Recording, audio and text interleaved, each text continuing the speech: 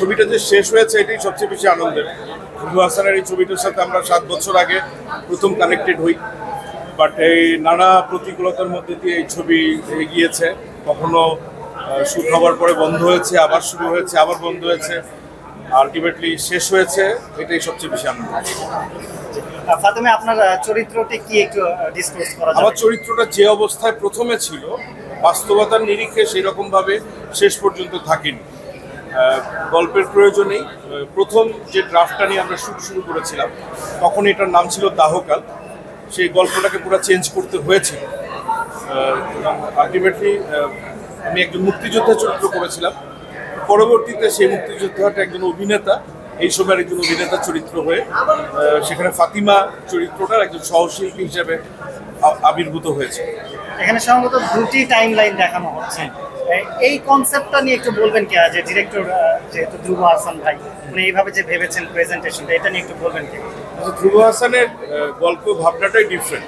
উনি যেভাবে করে গল্পটাকে আলটিমেটলি পরিণতি দিয়েছেন, আমার মনে হয় এই জনরায় আমাদের দেশে এর আগে এইভাবে সিনেমা হয়নি। সিনেমার নানা রকম জনরা এই সময়ে আসছে এবং এটা খুব আনন্দের বিষয় যে বিভিন্ন নির্মাতারা বিভিন্ন ধরনের গল্প বলার চেষ্টা করছেন। এই প্রচেষ্টা আমি মনে করি যে ধ্রুব হাসানের ফাতেমা একটা সংযুক্তি হয়ে থাকে, খুবই উল্লেখযোগ্য সংযুক্তি। আমরা ট্রেলার থেকে যতটুকু বুঝেছি যে একজন সাধারণ মেয়ে যে মিডিয়ায় হয়তো বা যুক্ত হয়ে যায়, তারপর অনেক ক্রাইসিস ফেস করতে হয় তাকে, এই ধরনের একটা গল্প নিয়ে হয়তো যে আসলে একটা সাধারণ মেয়ে মিডিয়ায় ঢুকলে যেসব অবস্থাকে ফেস করতে হয়। তো আসলে এটার সাথে আপনি যেহেতু মিডিয়া আছেন, বাস্তবের ঘটনার কতটুকু মিল?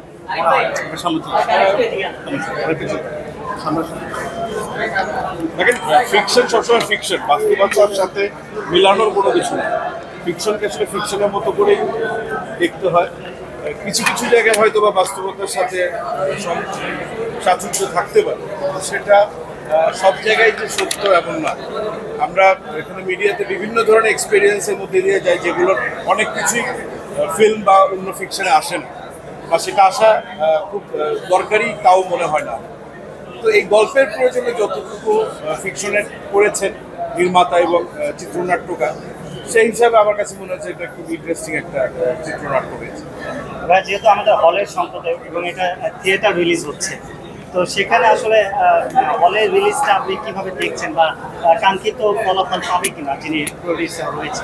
দেখেন, হলের রিলিজের বিকল্প নেই সিনেমার ক্ষেত্রে, এবং প্রডিউসারের সিনেমার কাঙ্ক্ষিত ফলাফল মানে যদি আপনি বলেন ব্যবসায়িক সাফল্য, সেটা আসলে সময়ের হিসাব। আমি জানি না যে এই সিনেমাটার জন্য রাইট টাইম কিনা। যদি রাইট টাইম হয় অবশ্যই সিনেমাটা দর্শকরা দেখতে আসবে। যদি সময় না হয়ে থাকে, সময়ের দর্শকরা যখন সময় পাবেন তখন দেখবেন। আমি মনে করি এরকম যে পথের পাঁচালী খুব সময়ে যে খুব ব্যবসা সফল ছিল এমন না, কিন্তু এখনও পথের পাঁচালী আজকের প্রজন্মের দর্শকরাও খুব আগ্রহ নিয়ে দেখেন।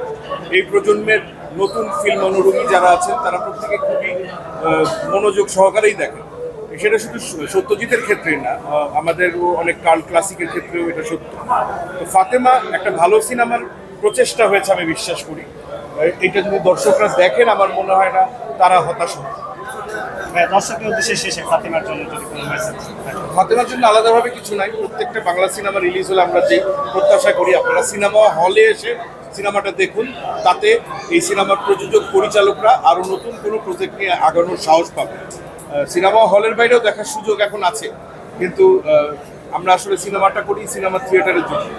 এই থিয়েটারে সিনেমাকে যেভাবে উপভোগ করা যায়, আমার বিশ্বাস যে সিনেমার দর্শক সেটা অন্য কোনো মিডিয়ামে পান না। ধন্যবাদ। সংবাদ, ফিচার ও অনুষ্ঠানের জন্য ভিজিট করুন সংবাদ প্রকাশের ওয়েবসাইট এবং যুক্ত থাকুন ফেসবুক পেজ ও ইউটিউব চ্যানেলের সঙ্গে।